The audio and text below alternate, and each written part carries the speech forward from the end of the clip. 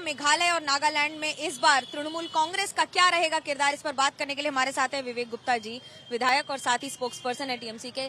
क्या स्थिति रहेगी इस बार पार्टी की? बहुत अच्छी स्थिति रहेगी। हमारे राष्ट्रीय महासचिव अभिषेक बैनर्जी जो है, उन्होंने बहुत इलैबोरेट तैयारियां की है त्रिपुरा और मेघालय दोनों के लिए।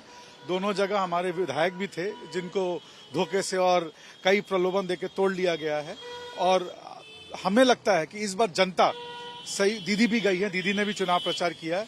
हम लोग बहुत सीरियसली काम किया, बहुत मेहनत की है और हमको लगता है इस बार वहां दोनों जगह आपके लिए दो खबरें मिलेंगी एक साथ। पहला तो खेला हबे, टीएमसी खेला हबे और टीएमसी खेला हवा जो ने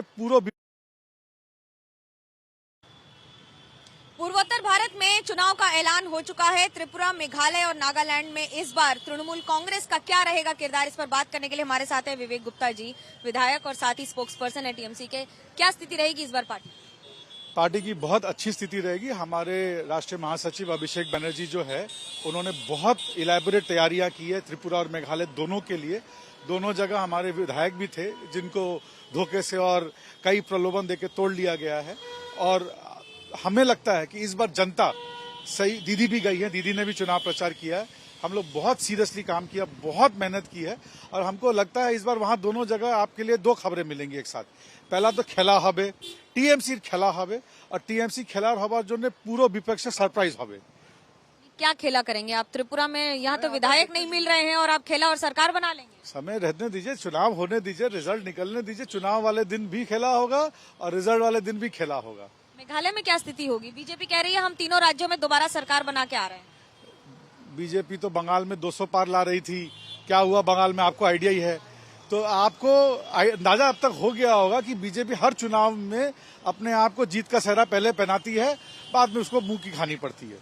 अभी वर्तमान स्थिति में तृणमूल कांग्रेस विपक्ष में जिस तरह से एक साथ एक मंच पर आ रहा है, लेकिन चंद्रशेखर राव ने क्या इनवाइट नहीं किया या आप गए नहीं? देखिए, ये लीडर टू लीडर बड़ी स्पेसिफिक बातें होती है जिनकी मुझे संज्ञान नहीं है। मैं खाली आपको एक ही चीज कहना चाहता हूं, कोई भी आदमी भारत में किसी भी ग्रुप में बैठ के स्वतंत्र रूप से अपनी राजनीति कर सकता है, जैसे चाहे राजनीति कर सकता है, जिसको चाहे बुलाए, जिसको नहीं चाहे बुलाए। मगर जब देश का सवाल उठेगा और एक संयुक्त विपक्ष का सवाल उठेगा तो बिना ममता बनर्जी की कोई भी बैठक जो है वो हमेशा विफल रहेगी, नाकाम रहेगी, बेबुनियाद रहेगी। वर्तमान स्थिति में तृणमूल कांग्रेस सबसे बड़ा विपक्ष का चेहरा माना जा रहा है, लेकिन क्या इस विपक्ष की राजनीति में भी साथ नहीं है? देखिए, हम खाली विपक्ष के लिए विपक्ष पे नहीं है, हमारा विपक्ष जो है वो इशू बेस्ड है और हमें एक कॉमन मिनिमम प्रोग्राम और एक कॉमन एनिमी के खिलाफ विपक्ष बनाना है। मगर यहाँ पर अगर पर्सनल महत्वाकांक्षाओं की बात आती है तो तृणमूल कांग्रेस को भी हल्के में नहीं लिया जा सकता है।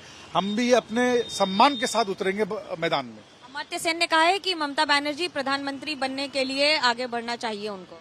बहुत देर हो गई उनको कहने में, हम तो बहुत दिनों से कह रहे हैं।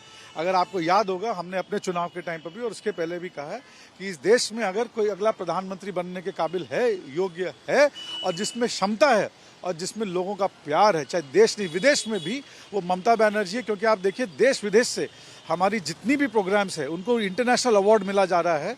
11 करोड़ बंगाल की जनता जो है वो लोगों को अब बता रही है, पूरे भारतवर्ष के लोगों की, कि ममता के राज में कितना सुख है। तो अब मुझे लगता है कि जो 140 करोड़ के भारत के लोग हैं वो भी अब इस सुख को भोगना चाहते हैं। ये सुख और दुख तो राजनीति में चलता रहता है, लेकिन जीत का फैसला जनता ही करती है। कैमरा पर्सन सूरज पांडे के साथ मनोज्ञा लोईवाल, कोलकाता, एबीपी न्यूज।